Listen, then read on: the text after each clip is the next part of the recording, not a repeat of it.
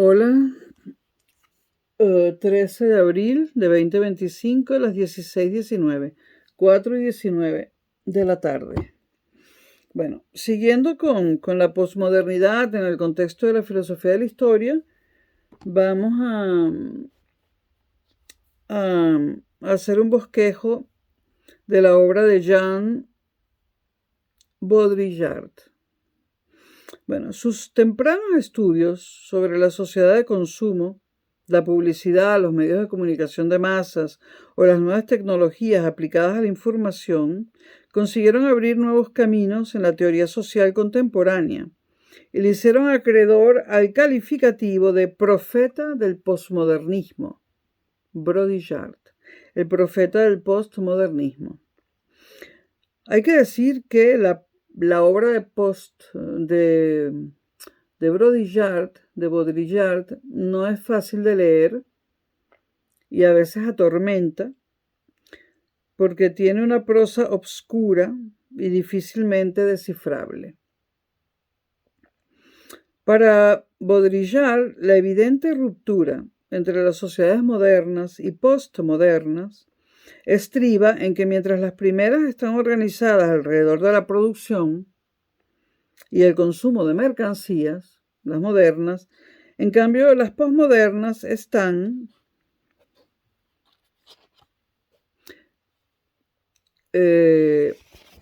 organizadas alrededor de la simulación y del juego de imágenes,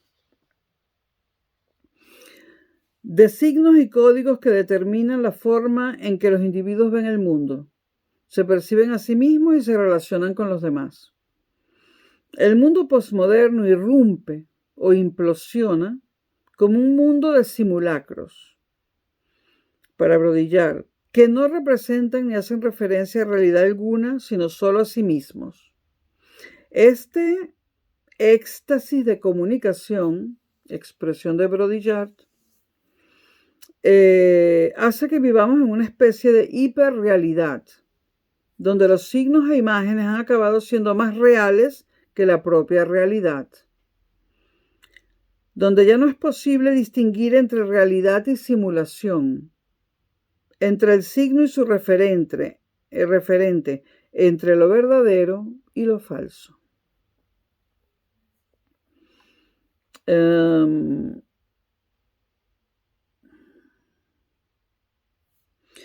Douglas Kellner, en su libro Baudrillard, A Critical Reader,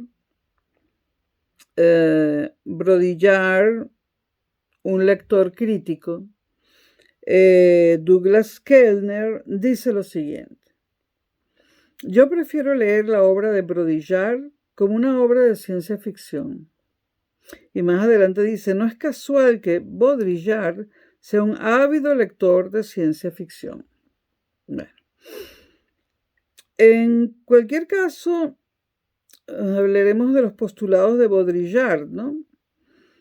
Y lo que podemos extraer es que no es posible establecer la verdad, entre comillas, de ningún acerto teórico, ya que las ideas están siempre implicadas en el inacabable juego autorreferencial de la simulación. De ese escepticismo epistemológico que emana de la obra de Baudrillard y que le lleva a negar la posibilidad misma de elaborar una teoría de la sociedad, ¿no?, se extrae a su vez la consecuencia ontológica de que lo social ya no existe. Aquí hay una especie de platonismo invertido. Y esto lo dice un crítico de Baudrillard llamado Christopher Norris. Christopher Norris dice, un tipo de platonismo sistemáticamente invertido, una determinación fija de no concebir idea alguna sobre cómo podría ser la vida fuera de la caverna. Es decir, Baudrillard se queda con toda esa información, entre comillas, o conocimiento, entre comillas, falso que hay dentro de la caverna. Esto lo dice Christopher Norris en un libro llamado ¿Qué le ocurre a la posmodernidad? La teoría crítica y los límites de la filosofía.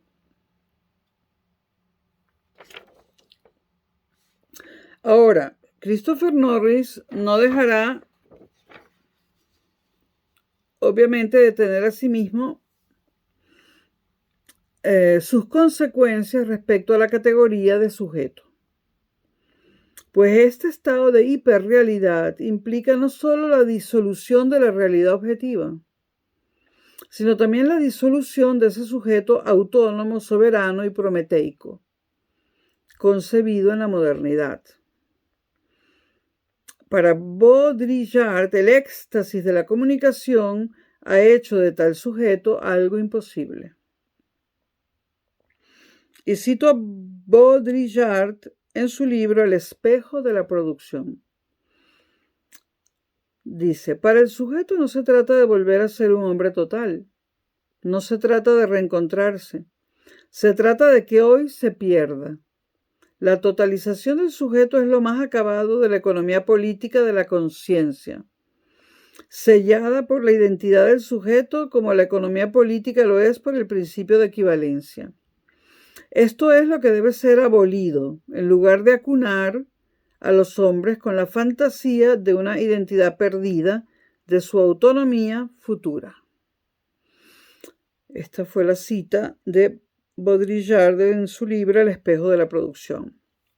Entonces, frente a esa totalización del sujeto moderno, el sujeto fragmentado de la condición posmoderna se experimenta y vive sometido a la obsesión por el consumo, a la sobrevaloración de las experiencias inmediatas, al carácter efímero de las relaciones personales establecidas como relaciones de intercambio, a la obsesiva búsqueda de la eficacia, del éxito y del prestigio personal.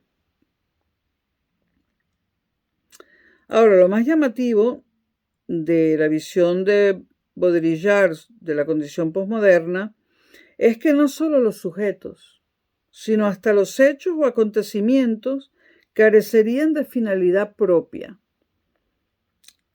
de una totalidad o de un marco de referencia en el cual obtener sentido.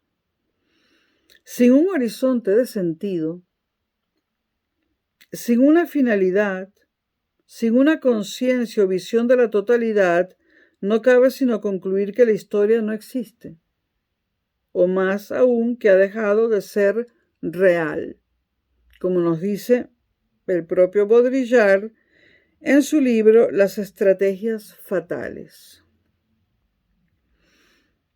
Baudrillard habla de la ahistoricidad propia de la sociedad posmoderna. Y citamos a Baudrillard en su libro Las estrategias fatales. Dice Baudrillard, el futuro ha llegado, el futuro ya ha llegado, todo ha llegado, todo está ya aquí.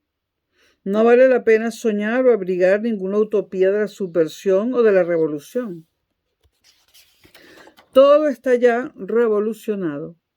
A mi entender, ni tenemos que esperar la realización de una utopía revolucionaria, ni tampoco un acontecimiento atómico explosivo. La fuerza explosiva ha entrado ya en las cosas. No hay que esperar nada más. Lo peor, el soñado acontecimiento final, sobre el que toda utopía construía el esfuerzo metafísico de la historia, el punto final es algo que ya queda detrás de nosotros. Baudrillard. Cierro la cita. Entonces, para Baudrillard, la historia carece de un horizonte.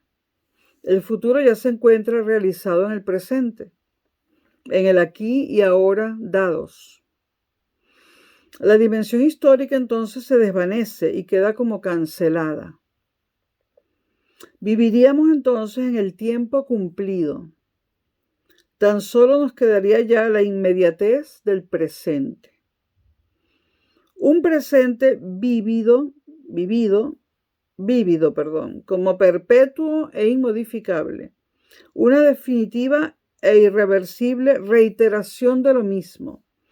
Un presente omnipresente, cuya última finalidad será su propia reproducción. La posmodernidad como entrada en un tiempo presidido por el aplastante predominio del presentismo.